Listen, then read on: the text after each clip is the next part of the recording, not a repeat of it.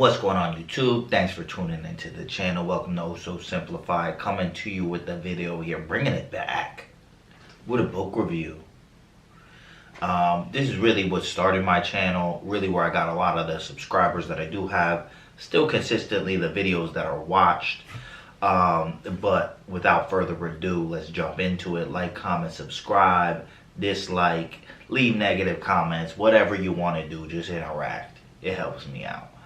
So this book here is called The Science of Getting Rich by Wallace D. Wattles. Heard conflicting stories about where this book really became prominent.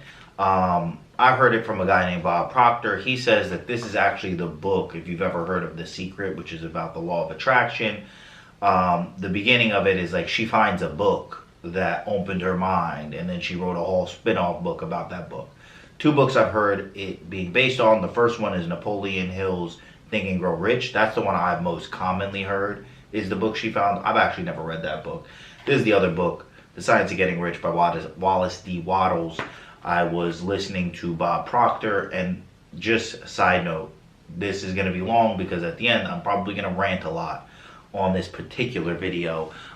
Because this is very freeform, not really any notes that I'm working off of with this one.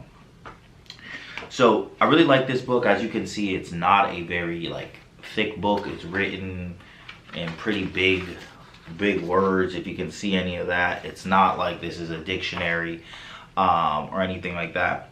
It was written a little bit ago. It seems like it was written around the Great Depression, 30s, 20s, 40s even, maybe, depending on the content of the book.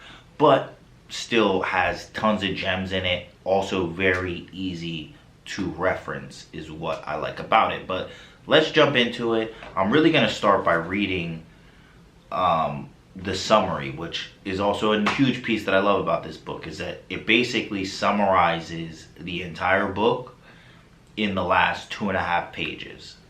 So the first part about this book is that it makes this assertion saying there's a thinking stuff from which all things are made, and which in its original state permeates, penetrates, and fills the inner spaces of the universe. Now, this is a major thought that really kind of sets the entire premise or stage of the book. And what this means to say is that there is a thing that is connecting all of life. Now, I'm going to take my own interpretations into describing this. So if you really think about just the idea of singularity in a singular event, basically what that means is that if you rewind time all the way back, there had to be a singular event that produced all of this. Now, some may say it was God who came in and just threw everything down. And I think in this book they actually do reference God a fair amount. If that is not your belief, which I'll be transparent, that is not my belief. I don't believe in a person kind of God thing. Even so, you would go back, if you believe in evolution and all these other things, we all evolved from a fish. At one point, every mammal, bird, reptile, everything was a fish in water, and then it walked out on land and transformed into something else. So there is a connection to that being. Now, when it says there's a thinking stuff from which all things are made, it is basically saying the thing that is organizing the planets revolving around the sun, the thing that is organizing the tree to grow into a tree, the thing that is organizing you to grow into whatever you grow into physically, mentally, to have these thoughts. Where do these thoughts even necessarily come from? The way that you think, the way that dogs think. You just saw my dog running chasing a squirrel. All of that stuff. There's a thinking stuff that produces order into the whole world. The world is orderly. Regardless of what your belief is of what is making it happen, there is something making it happen.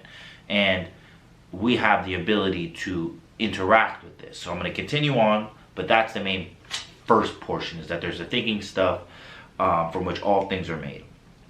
A thought in the substance produces the thing that is imaged by the thought. So having a thought will produce the image of the thought. A person can form things in his thought, and by impressing his thought upon formless substance, can cause the thing he thinks about to be created. In order to do this, a person must pass from the competitive to the creative mind.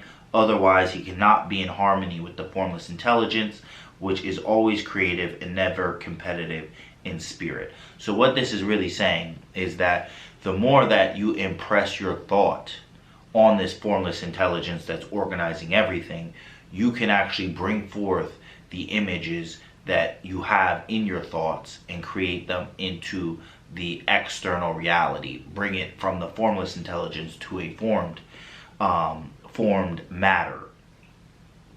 Now, this part is a little bit more deep, like difficult to understand, but it talks about the competitive versus the creative plane. So it's basically like the formless intelligence is not trying to compete with any of the formed things. It's just being creative and just experiencing itself. Now that's partially my interpretation of experiencing itself, but it's experiencing itself in these different forms. It's just creating these different things and experiencing what those different things are. There's no competition. It doesn't say, I want dogs to be better than cats.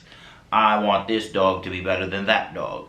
Those thoughts are away from the formless intelligence. That's caught up into like your myopic mind.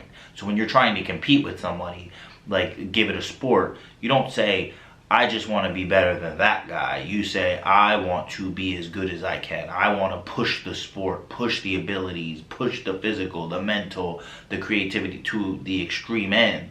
And that is how you get the formless stuff, which might result in you beating somebody for a championship. But ultimately, it's coming from the creative plane, not competing with other things or people. Then it says, a person may come into full harmony with the formless substance by entertaining a lively and sincere gratitude for the blessing it bestows upon him. Gratitude unifies the mind of man with intelligent substance so that man's thoughts are received by the formless.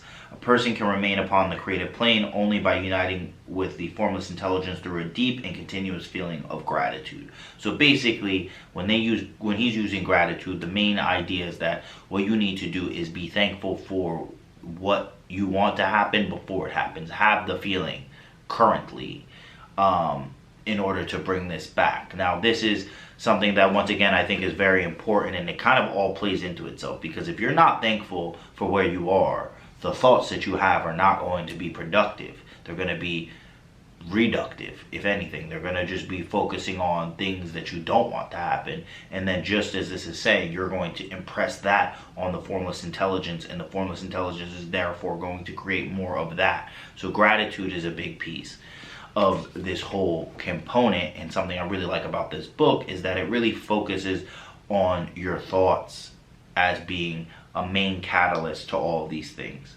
Now I'm going to skip a little bit.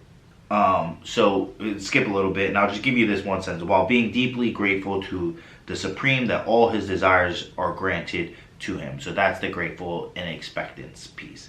The person who wishes to get rich must spend his leisure hours in contemplating his vision and an earnest thanksgiving that the reality is being given to him. Too much stress cannot be laid on the importance of frequent contemplation of the mental image, coupled with unwavering faith and devout gratitude. This is the process by which impression is given to the formless and the creative forces set in motion. Now, I think that is one of the most important pieces of the whole thing. Now, one, it continuously talks about how, the person to get rich. The way it's defined in this book, getting rich, is obviously monetarily, and there's a whole chapter in the beginning about the right to be rich, and how this is basically the aspiration that everybody should have if they want to live a full life. That basically the way that society is set up, the only way you can have a full life is to, one, have things to express yourself, since the use of things is the only way you could really fully express yourself. You would need time and the ability to do all these things. And with all of that, you need money, because that is the way that the world is set up. Now, it talks about the idea of consistent contemplation on your vision. Now, I think that this is super important. Once again, it keeps focusing on the idea that the harder and more forceful you are pushing, and not forceful in like a negative sense, like forceful in a sense of like how water can erode rock, that is just constant. Like your thoughts are always on your vision, on creating this thing in the formless intelligence, and having the earnest thanksgiving that this is just your fate. And I've had that video before talking about faith and fate, that this is your fate, and having faith in your fate, that this is what is going to happen, this is what is destined for me, and this is what I believe, this is what I expect, and this is just all my mind is set on, and I keep moving towards that goal. And the interesting thing that it says, continuing on from that part, is that this is the process by which the impression is given to the formless and the creative forces set in motion. The creative energy works through established channels of natural growth and of industrial and social order. All that is included in his mental image will surely be brought to the person who follows the instructions given above and whose faith does not waver. What he wants will come to him through the ways of established trade and commerce. In order to receive his own when it is ready to come to him, a person must be in action in a way that causes him to more than fill his present place. Now, there was a lot in there. The first part is that you don't need to necessarily know how it's going to happen. It's more about the thought, the faith in the thought, the gratitude of the thought, and also acting in a way that expands your present place. I'll get into the last part in a second, but it basically says that you're going to receive what you want through the established social order and established trade networks that are already there. Meaning that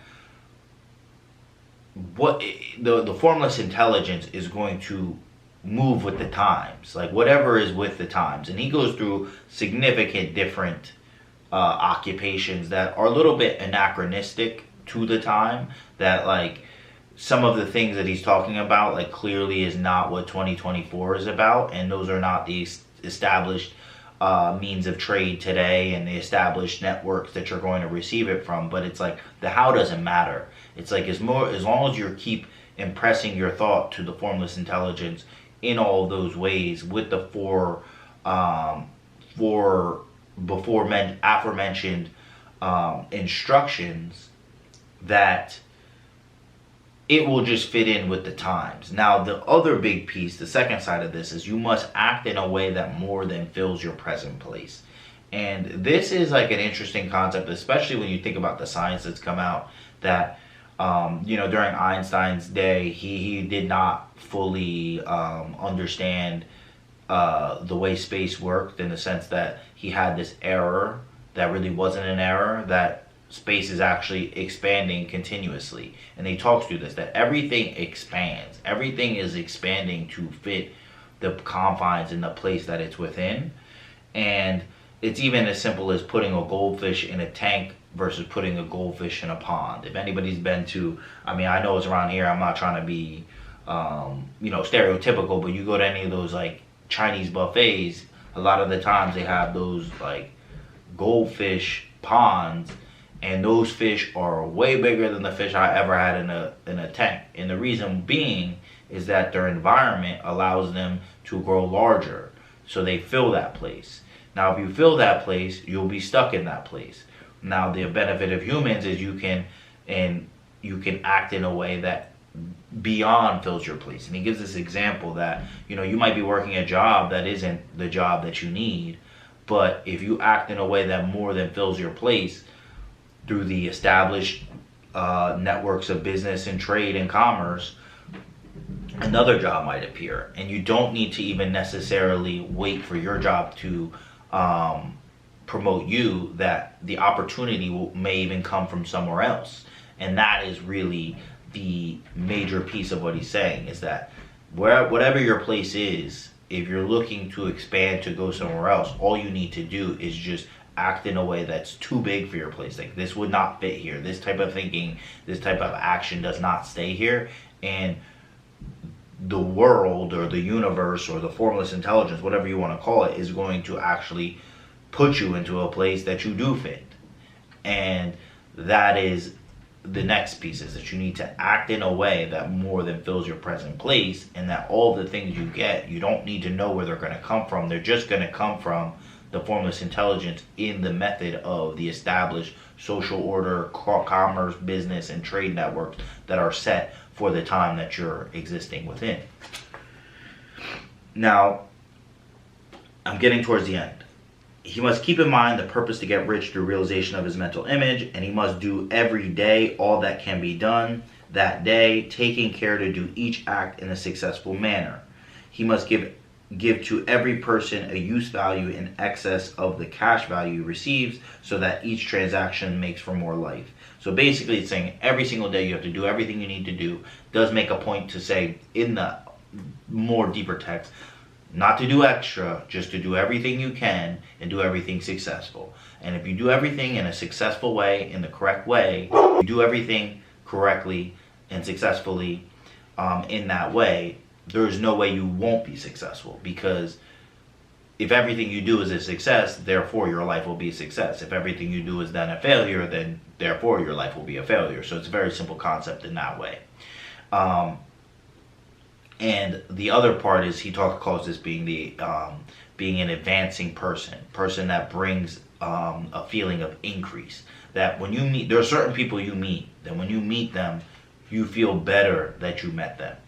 And he says that you want to give this feeling all the time. I'm in sales right now. There are plenty of things that you do not have to do in sales to close a deal. But there are plenty of things you can do that can influence the deal to close, where somebody might say this person would never buy. You do something as an advancing person, giving people the impression of increase, they're more likely to want to work with you, because everybody wants to work with an advancing person. Everybody wants to be part of something that gives an impression of increase. Everybody wants to, like as this is saying, everybody wants to get rich. So if you can give people that feeling that they're getting more than they're paying for, or they're dealing with somebody that's going places, that is something that is going to come back to you tenfold. Because whether it's through the established trade and the way people give you money, or through the formless intelligence giving you kind of a lucky break, you're kind of operating on two folds: the just literal, tangible, very simple to understand, and that esoteric, more spiritual side of things. He must give to every person a use value in excess of the cash value he receives, so that each transaction makes for more life. And he must hold the advancing thought, so that the impression of increase will be communicated to all with whom he comes in contact. Now this is getting towards the end, and I'll just finish this up. It says, the men and women who practice the foregoing instructions will certainly get rich, and the riches they receive will be in exact proportion to the definiteness of their vision, the fixity of their purpose, the steadiness of their faith, and the depth of their gratitude. So it really just summarizes the whole thing. Now this is something that I mean, as much as I can, I don't get it every night, but I try to basically read this summary every night. And then I have a few gold cards that maybe another book I'll do another time. It's called With Winning in Mind. He gives a very good way of creating, like, what do they call it? Like, not mantras, affirmations.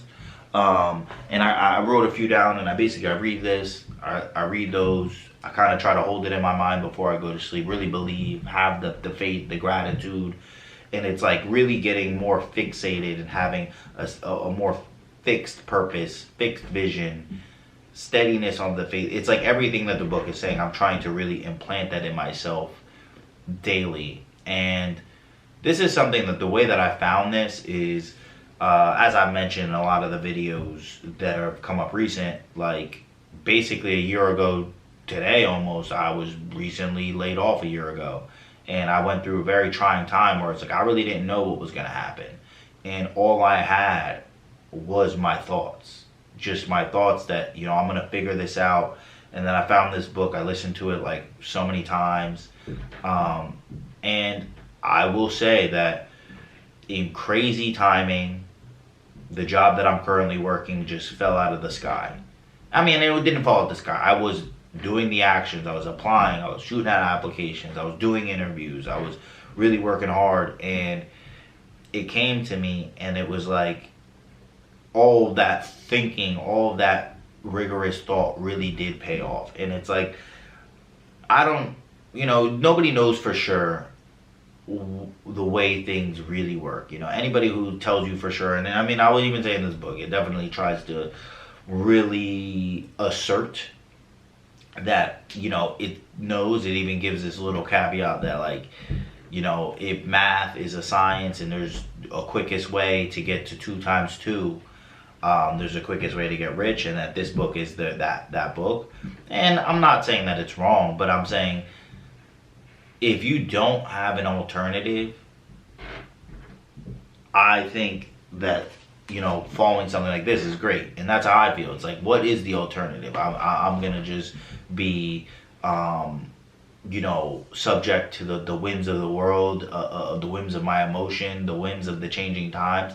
It's like having these types of thoughts, having these types of beliefs, I think give you something to hold on to during the trying times.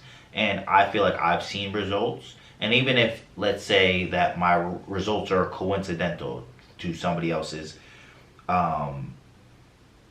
perspective, that, maybe it wasn't because you were thinking all these things. It's just because you applied for those jobs, and even if you had negative thoughts, but it's like, the same result would happen. But the thing I think about is, like, if I don't protect my mind and keep it focused in this way, your susceptibility to giving up, to falling back, to not seeing it through, I feel like that skyrockets. So that in itself, just on that, let's say none of the outward, pulling things to you, none of that part worked.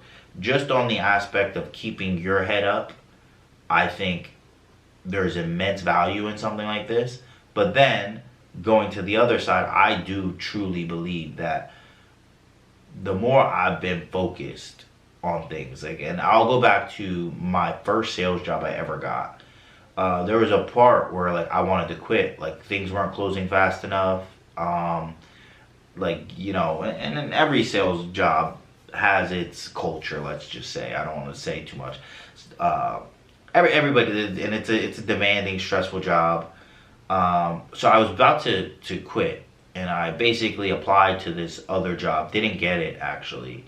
And I was living in New Brunswick, which was like, because this place was so very close to, it was in Clifton, New Jersey. So it was over an hour drive with no traffic during rush hour, hour and a half to 2 hours one way. So, that's 3 to 4 hours just literally driving in my car.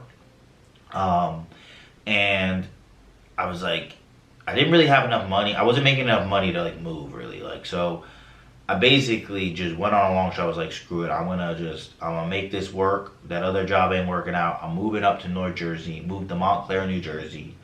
I'm making, maybe $2,000 a month, something like that. And I'm making $2,000 a month, maybe something like that. And, like, my rent alone was like $1,200. I had credit cards, I had a car note, had insurance. So it's like right there, that's basically all my money. I remember my low point at that job was we had a freaking December Christmas party. And during this December Christmas party, we all had to bring in, like, it was like a potluck. But, like, honestly, I didn't really have any extra spend to throw to this. And I, like, basically brought, like, white rice. I'm a quarter Japanese, so I've been making white rice my whole life. Brought the rice cooker, bought some rice. I was like, I'm gonna bring some seaweed and rice, it's gonna be nice, spitting it off the top, it was rhyming.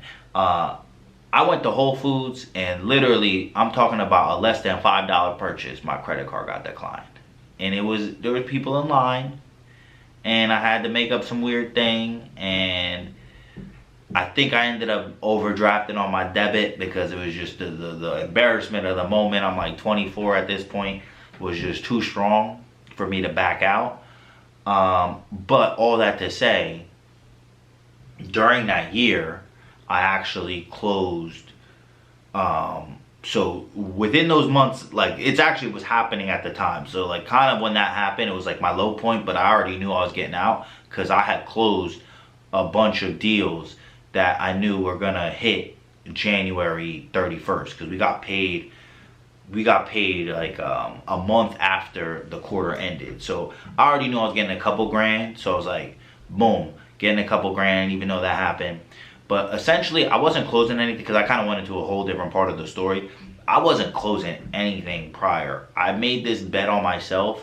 Went there. We went to this convention that I wasn't even supposed to go to. Kind of just fought my way on there with the CEO. We get out there. There was a total of 14 meetings between 3 reps. 12 meetings were mine.